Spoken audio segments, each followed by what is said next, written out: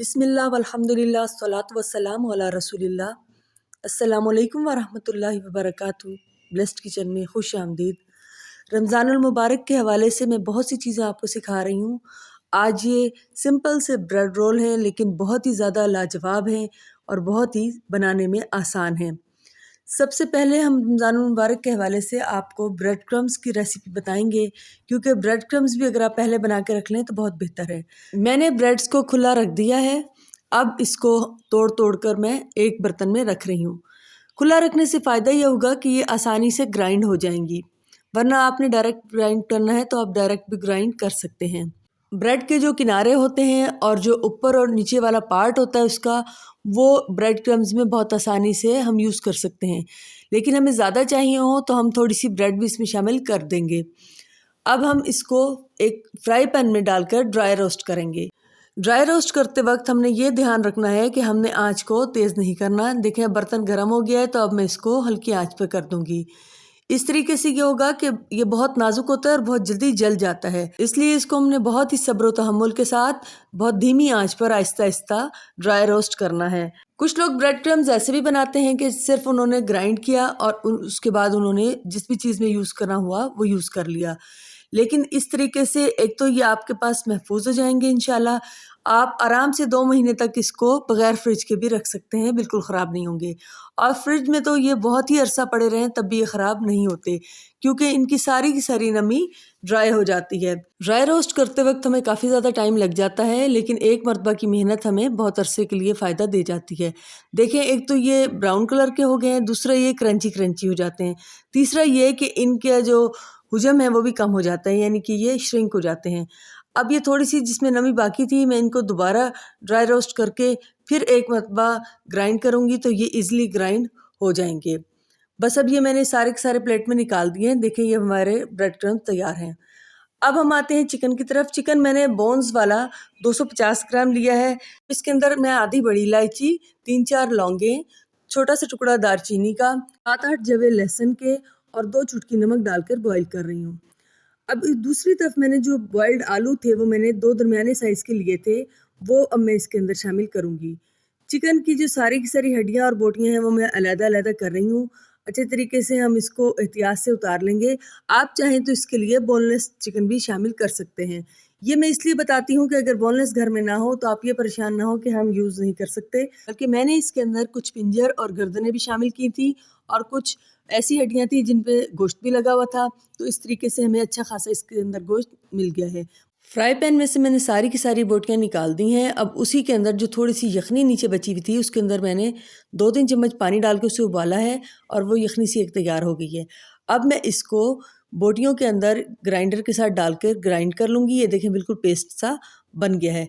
इस तरह हमारा ये जो मटेरियल है ये बहुत ही मज़ेदार बन जाएगा, हालाँकि हमने इसके अंदर चिकन बहुत कम इस्तेमाल किया है।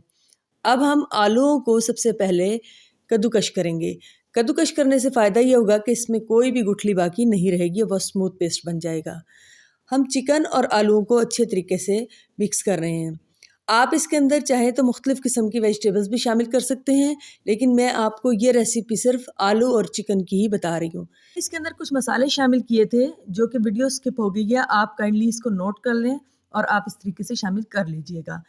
मैंने इसके अंदर कुटा हुआ धनिया डाला है आधा टीस्पून और आधा टीस्पून इसके अंदर तिक्का मसाला शामिल किया है। आप चाहें तो लाल मिर्च भी शामिल कर सकते हैं। मैंने इसके अंदर 1 हरी मिर्च बारीक चॉप करके डाली है, और क्योंकि ये मसाला कम है इस वजह से, और आधा टीस्पून मैंने इसके अंदर नमक डाला है। 2 चुटकी नमक हमने जिस वक्त चिकन बॉईल किया था उस वक्त हमने शामिल कर लिया था।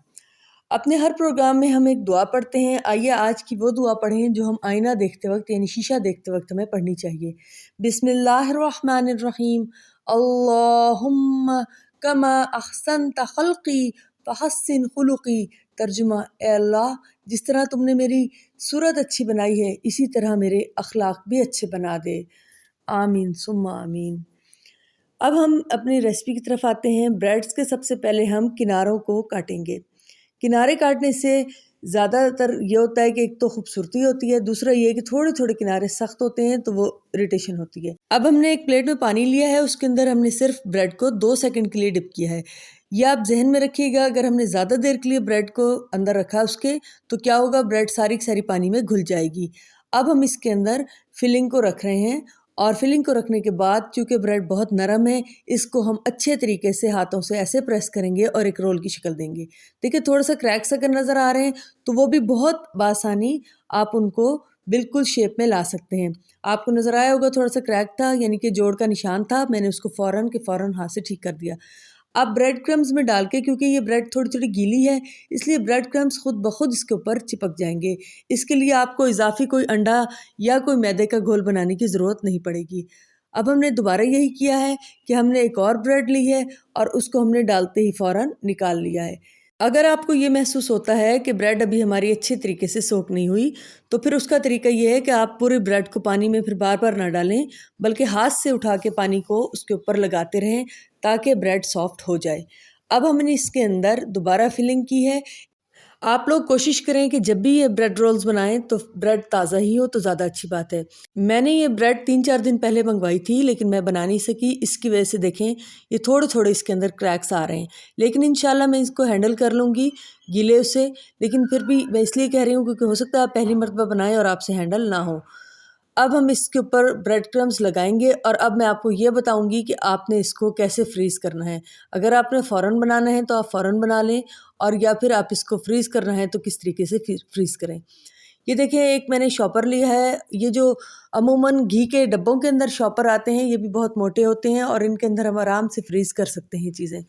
आप इसको इसी तरीके से फ्रीज़ कर लें और इसके मुंह को अच्छी तरीके से बंद कर दीजिएगा, क्योंकि अगर इसके अंदर फ्रीज़र में आपने खुला रखा तो फिर क्या होगा कि इसके अंदर क्रिस्टल्स बन जाएंगे।